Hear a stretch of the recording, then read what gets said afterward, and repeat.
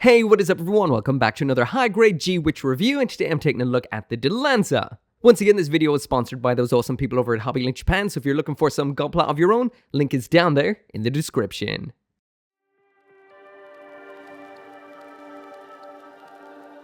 So when it comes to the aesthetics on the Dilanza, there is the full 360-degree spin, so you can see absolutely every angle of this for yourself. Just like we've seen with this entire line so far, this looks absolutely spectacular. And as for the most part, this is just a reprint of the Guel's Dilanza with some additional parts and different colors. When it comes to the plastic inside the box, we've got 5 runners of parts as well as 1 effect part. Runner A is the multicolored runner that has all the little splashes of color that you'll see all over the mobile suit, especially that nice purple that you can see inside of the face and in the center of the torso there. B is all the darker parts, which is what I can only describe as a kind of brownish gray, which seems to be very common throughout this line so far. It does look very, very good. Compared to the actual green plastic that we see on this, which is glossy, this almost has a little bit of a matte touch to it, so even out of box as it's built right here, looks phenomenal. Speaking of those green parts, they all come on runner C, once again identical physically to what we would have saw with Guel's Dilanza, just this time in a kind of minty green. And like I mentioned, this is a little bit glossy, so it catches the light ever so nicely. This doesn't seem to mark up as much as what we would have seen on the Guel's Dilanza, but we still do have some kind of wicked seams up the sides of the legs, but once again, not marking quite as badly. We've got an additional small green runner in here, which is D2. Now, these are completely different to what we would have seen on Guel's Dilanza, and these are what make this into this variant here. So first off, we've got a choice of antenna for up on the head, and we've got different arse flaps for on this, which are a little shorter, but I'll get to the comparisons with the Guel's Dilanza in a minute. Runner E in here is an effect part, so once again this will glow under blacklight, and finally then Runner F is a whole bunch of weapons and various parts which actually make this into the different variants of the Dilanza, so this Dilanza and the alternate variant being Lauda's Dilanza.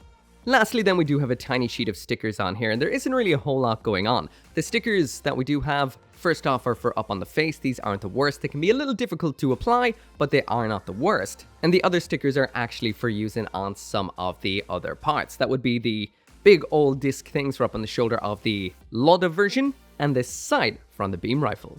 So as for a bit of a size comparison, there it is side by side with 2 average size Gundams, being the high grade Beyond Global and the real grade Gundam Mark II, and small one being the real grade Crossbone, and beside a big one, Sazabi. So even though it looks chunky, it is an average size mobile suit. So there it is side by side with Guel's Dilanza, which is pretty much the exact same mobile suit, just with some customized aspects.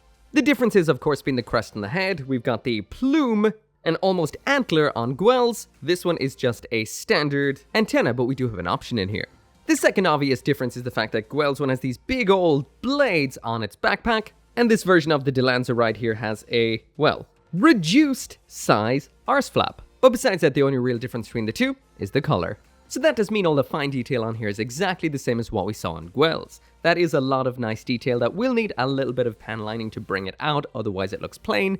Compared to the line art, this is essentially color accurate besides the sticker on the eye, but otherwise perfect. We've got nice purple in the body, in the eyes, and on the thruster round back, and there's a lot of nice detail on this all over the place. This is a nice kit. So now jumping into the accessories, and here's absolutely everything that comes included with the Dilanza, so this is quite the spread of stuff. Sadly, when it comes to the hands, this is just like the rest of this G-Witch line so far, and that is that we only have the standard block holding hands in here. There is nothing expressive or nothing dynamic. This is all. So the first of the weapons we have in here we would have seen with the Guel's Dilanza, which is the beam torch. According to the manual, a melee weapon common to all Dilanza units with a broad beam blade. When not in use, it is stored in the weapon dock inside the shield. So yeah, like I mentioned, this is exactly the same as what we saw with Guel's Dilanza, 2 parts, the handle and the beam. This is easy to pop into the hand, it just slides in just like so, and the effect on this, just like we would have seen again with the Guel's, the blade will glow under blue or black light. Now, if you want to get the full effect out of this, I do recommend top coating it with matte because it will make the glow 10 times brighter. Well, maybe not 10 times, but a whole lot more effective. Like the manual mentioned, when it's not in use, you can pop off the beam and it can be stored in the armor on the shoulder just like so, pops in super simple, and holds on perfectly. I will mention that the Mecha can reach it, but it is a little bit on the awkward side, but besides that, looking good. So the next piece of equipment for the standard Dilanza in here we saw once before, and that is the beam rifle. Once again back to the manual, and it says, a standard sidearm developed for the MS units by Jeturk Heavy Machinery. In addition to its burst attack, it boasts several other firing modes.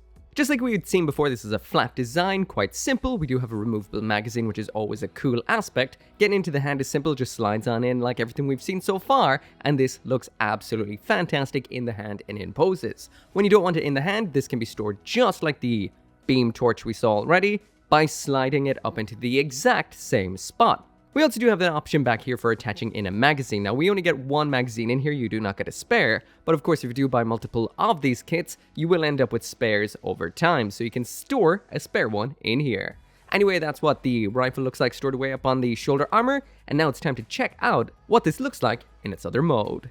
So next up, we're going to be taking a look at the parts that convert this from the standard version of the Dilanza to Lauda's version of the Dilanza. So all that is 4 parts. That's 2 shields, a new antenna, as well as a segment for round on the backpack. In order to attach the shields, first you remove the shield that was on the left hand shoulder, just the shield aspect, not the part with the articulation. Then over on the right hand shoulder, you just pop out this little cover, which was over a 3mm hole. Throw in the shield just like so. This one has the articulated part attached to it already, and over on the other side you just have to attach the actual shield onto the articulated segment which was on the other shield. Simple as. Around in the backpack then, I will mention here, because I didn't mention it in the Guel's Dilanza review, we do have the standard backpack adapter here for using any modern high grades backpack on this kit. But as for changing out the parts, you just slide this little top segment off the backpack and then slide on the one with the fin. Lastly then, we do have the antenna. You just pop off the antenna that was on there already. Be careful, of course, this holds on quite well. And then you just pop on the more over the top antenna, which is iconic to the Lauda's Dilanza.